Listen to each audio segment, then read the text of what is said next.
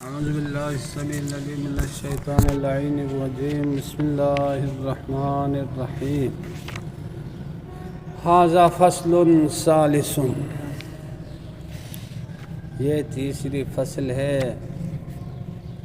اچھا عبارت پڑھنی ہے. هذا فصل ثالث في أصناف إعراب الاسم وهي 9 أصناف. الأول أن يكون الرفع بالضمة والنصب بالفتحة والجر بالكسرة ويختص بالمفرد المنصرف الصحيح وهو عند النحاة ما لا يكون في آخره حرف علة كزيد وبالجار مجرى الصحيح وهو ما يكون في آخره واو وياء ما قبلهما ساكن كدلو وزبي. وبالجمع المكسر المنصرف كرجال تقول جاءني زيد ودلو وزبي ورجال ورأيت زيدا ودلوا وزبيا ورجالا ومررت بزيد ودلو وزبي ورجال. ادھر تک دیکھیں. فرماتے ہیں تیسری فصل اصناف اعراب اسم کے بارے میں، یعنی اسم کے اعراب کی قسموں کے بارے میں. اسم کے اعراب کی کتنی قسمیں بنتی ہیں، اعراب کے اعتبار سے اسم کی کتنی قسمیں بنتی ہیں تو بتاتے ہیں. وہی 9 اصناف، اعراب اسم کی 9 قسمیں بنتی. ان اعراب اسم کی 9 قسموں میں سے پہلی قسم الاول، پہلی قسم ان یکون الرفع، رفع کا ہونا ہے بالضمۃ، ضمے کے ساتھ، والنصب اور نصب کا ہونا بالفتحۃ، فتح کے ساتھ، والجر اور جر کا ہونا بالکسرۃ، کسرے کے ساتھ.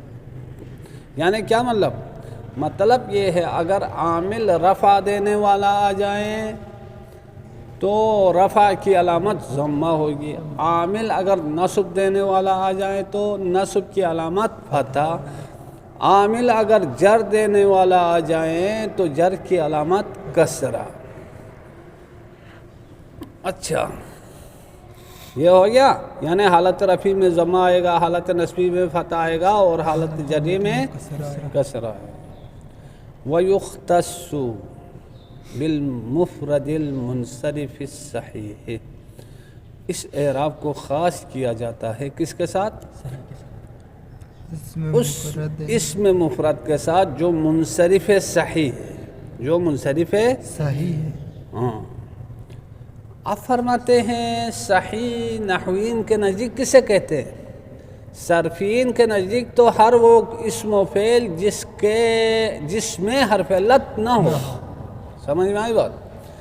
فا کے مقابلے میں، عین کے مقابلے میں، لام کے مقابلے میں حرف علت نہ ہو. جیسے ضرب، نصر، یہ دونوں کیا ہے؟ صحیح ہے. اسی طرح نصر اور ضرب دونوں کیا ہے؟ صحیح ہے. اچھا وَهُوَ عِنْدَ النُّحَاةِ، نحوین کے نزدیک صحیح کس سے کہتے ہیں؟ تو نحوین کے نزدیک صحیح ما وہ چیز ہے لا یکون فی آخری حرف علت، جس چیز کے آخر میں حرف علت نہ ہو. جس چیز کے آخر میں ہر وہ اسم جس کے آخر میں حرف علت نہ ہو تو نحوی اسے صحیح کہتے ہیں. یعنی آخر میں نہ ہو، درمیان میں آئے، شروع میں حرف علت آئے تب بھی اس کو صحیح کہتے ہیں. لیکن آخر میں حرف علت آ جائیں تو پھر اس کو صحیح نہیں کہتے. سمجھ میں آئی بات؟ کزیدین، اب زید نحوین کے نزدیک صحیح ہے، نحوین کے نزدیک صحیح ہے چونکہ آخر میں دال ہے، دار حرف علت نہیں ہے. لیکن صرفی کے نزدیک اگر پوچھیں تو صرفی کے نزدیک یہ اجوف ہے. صرفی کے نزدیک کیا ہے؟ یہ اجوف ہے اور اس میں حرف علت ہے. لیکن نحوی کے نزدیک زید کیا ہے؟ صحیح ہے کیونکہ اس کے آخر میں دال ہے، دال حرف علت میں سے نہیں ہے. ایک اسم مفرد منصرف صحیح کا یہ اعراب ہوگا رفع ضمے کے ساتھ، نصب فتح کے ساتھ، جر کسرے کے ساتھ. جیسے جاءنی زید، رأیت زیدا، مررت بزید. وبالجاری مجرى الصحیح، اور اس اسم کے ساتھ اس اعراب کو خاص کیا جاتا ہے جو جاری ہونے والا ہے مجرى صحیح، صحیح کی جگہ میں. جس طرح صحیح جاری ہوتا ہے اسی طرح جو اسم صحیح کی طرح جاری ہوتا ہے اس کا اعراب بھی یہی ہوگا، اس کے ساتھ یعنی ایسے اسم کے ساتھ اس اعراب کو خاص کیا جاتا ہے. وہوا، یہ جاری مجرى صحیح، جاری مجرى صحیح کسے کہتے ہیں؟ تو فرماتے ہیں وہوا ما، یہ جاری مجرى صحیح وہ چیز ہے یکون فی آخرہ واو او یاء، جس چیز کے آخر میں ایسا واو یا ایسی یا ہو ما قبلہما ساکن، جس واو اور یا سے پہلے والے حرف کیا ہو؟ ساکن. ہر وہ اسم جس کے آخر میں واو اور یا ہو اور یا اور واو سے پہلے والے حرف ساکن ہو تو اسے کیا کہتے ہیں؟ جاری مجرى صحیح کہتے ہیں. جیسے دلوین اور زبین. دل آخر میں واو ہے نہیں، زبین آخر میں یا ہے نہیں. اب یا سے پہلے کیا ہے؟ با ہے، با ساکن ہے. دال سے وہ واو سے پہلے کیا ہے؟ لام ہے، لام کیا ہے؟ ساکن ہے. تو یہ دونوں جاری مجرى صحیح کی مثال ہے. ان کا اعراب بھی حالت رفعی میں ضم آئے گا، نصبی میں فتح آئے گا، جری میں کسر آئے گا. جیسے ھذا دلون، ھذا دلون، رأیت دلون، مررت بدلون. یہ ڈول ہے، میں نے ڈول کو دیکھا، میں ڈول کے پاس سے گزر گیا. کنویں سے جو پانی نہیں نکالتے ہیں ڈول کے ذریعے. اب دیکھو ھذا دلون میں ھذا کے لیے یہ ذا کے لیے دلون کیا ہے؟ خبر ہے، خبر ہے. لہذا کیا ہے؟ خبر کیا ہوتی ہے؟ مبتدا کی خبر مرفوع ہوتی ہے. تو دلون کیا ہے؟ مرفوع ہے. رفع کی علامت کیا ہے؟ ضمہ ہے تنوین کی صورت میں. رأیت دلون میں دیکھیں رأیت کیا ہے؟ فعل ہے. اس کو کیا چاہیے؟ مفعول چاہیے. فاعل تو ہے.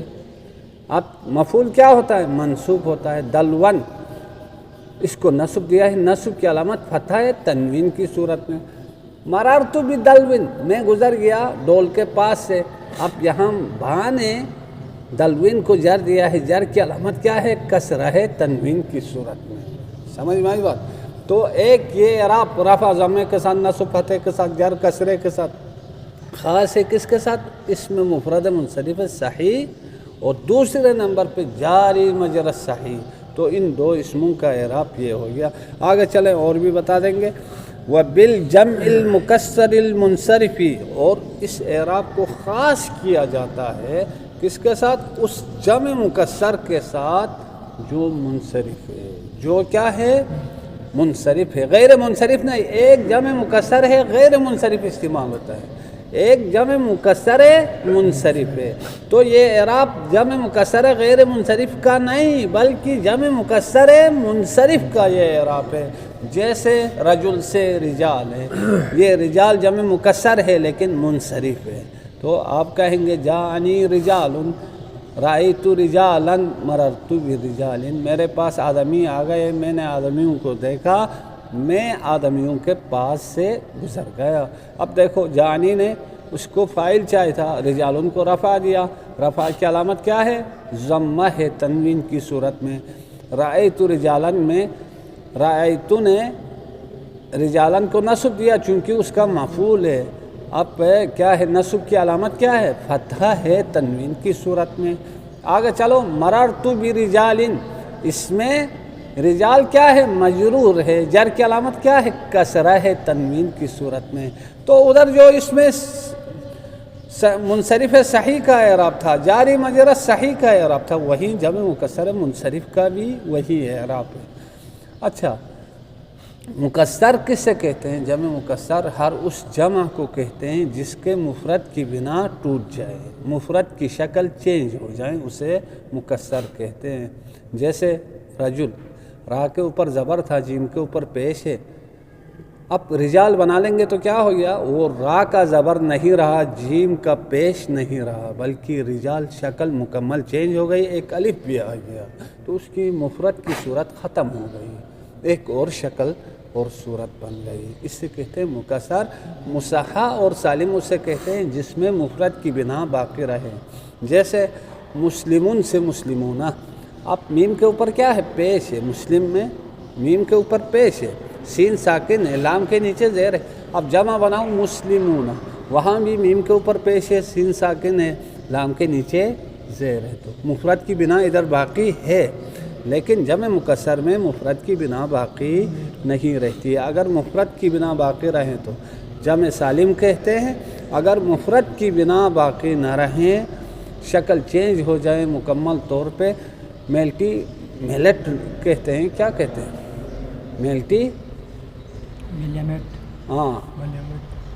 میلیمٹ ہو جائے تو پھر اس کو مکسر کہتے ہیں۔ سمجھ میں آئی بات؟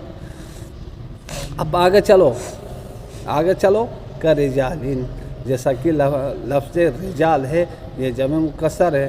اب ان سب کی ملا کے انہوں نے مثال پیش کی ہے، میں نے آپ کو الگ الگ کر کے دیا۔ کیا تقول، آپ کہیں گے جانی زیدون، میرے پاس زید آیا، یہاں جا کے لیے زید فاعل ہے۔ وہ دلون، یہ نہیں کہہ سکتے چونکہ ڈول چل کے نہیں آ سکتا ہے، لہٰذا یہاں حاضہ رکھنا پڑے گا، لیکن عطف کر کے مجازن کا ہو۔ سمجھ میں آئی بات؟ اچھا، زبیون آ سکتا ہے، کہہ سکتے ہیں، اسی طرح رجالن آ سکتے ہیں، کہہ سکتے ہیں، تو یہ عطف معطوف جانی کے لیے فاعل بن جائیں گے۔ ان تمام میں تمام مرفوع ہے، رفع کی علامت ضمہ ہے تنوین کی صورت میں۔ آگے چلو، ورأیت زیدن و دلون و زبین و رجالن، تینوں کی مثال ہے۔ اس میں مفرد منصرف الصحیح، جار مجرور الصحیح، جمع مکسر منصرف، تینوں آ گئے۔ زید اس میں مفرد منصرف کی مثال ہے، دلون اور زبین جاری مجرور الصحیح کی مثال ہے، اور کیا ہے، رجال جو ہے وہ جمع مکسر منصرف کی مثال ہے۔